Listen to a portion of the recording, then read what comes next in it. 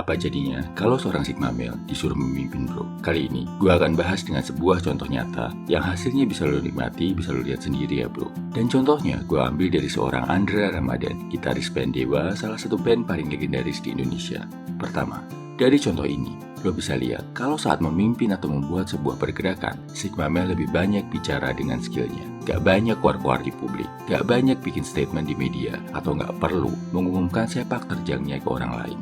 Tapi, dia fokus menunjukkan skillnya, bekerja sebaik mungkin buat mencapai tujuan akhir sebaik-baiknya. Dalam contoh Andra Ramadan, lo bisa lihat sendiri saat dia memimpin sebuah band yang namanya Andra and the Backbone. Beda sama kebanyakan band musik Indonesia yang banyak cerita dan drama, band satu ini adem ayem, gak pernah ada kontroversi atau ribut-ribut di media. Tapi, fokus melahirkan musik-musik yang indah dan enak dinikmati. Sigma male sejati, fokus ke prestasi, bukan sensasi. Kedua, saat Sigma male memimpin dan mengerjakan sesuatu, dia akan melakukannya dengan kesan yang misterius. Agak sulit dimengerti orang kebanyakan, tapi hasilnya bagus. Dalam contoh Andra Ramadan, lo bisa lihat sendiri dalam lagu di background video ini, yang judulnya Sempurna.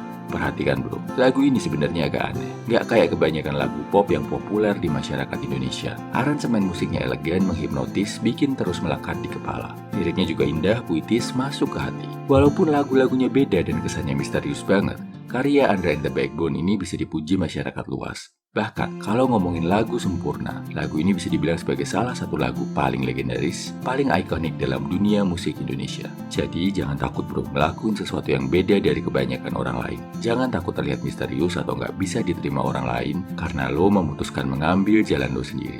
Ketiga, Sigma male itu punya sikap, punya selera. Gue ingat banget dalam obrolan antara Ari Lasso sama Ahmad Dhani di masa nakal-nakalnya anggota band Dewa saat masih muda, saat banyak personilnya yang terjebak kena obat-obatan terlarang. Andra Ramadan masuk yang bersih, yang sama sekali nggak pakai obat-obatan terlarang.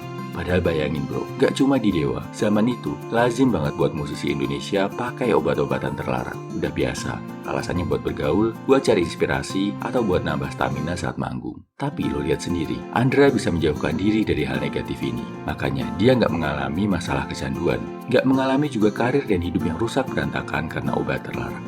Karirnya stabil, keluarganya bisa dia pimpin dengan sangat harmonis, dan dia juga punya karya-karya besar yang melegenda. Jadi bro, lo bisa paham ya, Sigma male sejati nggak mau sekedar ikut-ikutan arus atau tren orang-orang di sekitarnya. Bisa menolak, mau menjauhkan diri, berani menyendiri dari hal-hal yang menurutnya nggak sesuai prinsip. Oke, kesimpulannya bro, ini karakteristik seorang Sigma male saat memimpin dan berkarya. Pertama, mengutamakan skill yang dia punya buat mencapai target. Kedua, punya aura misterius, nggak dipahami banyak orang, metodenya unik, tapi bisa menyelesaikan tugasnya dengan baik. Ketiga, punya sikap, punya selera, berani sendiri dan gak sekedar ikut-ikutan tren. Hal ini juga bisa lo lihat dari banyak Sigma male lain bro, kayak Muhammad Hatta, Ki Hajar Dewantara, Lionel Messi, dan sederet nama besar lainnya.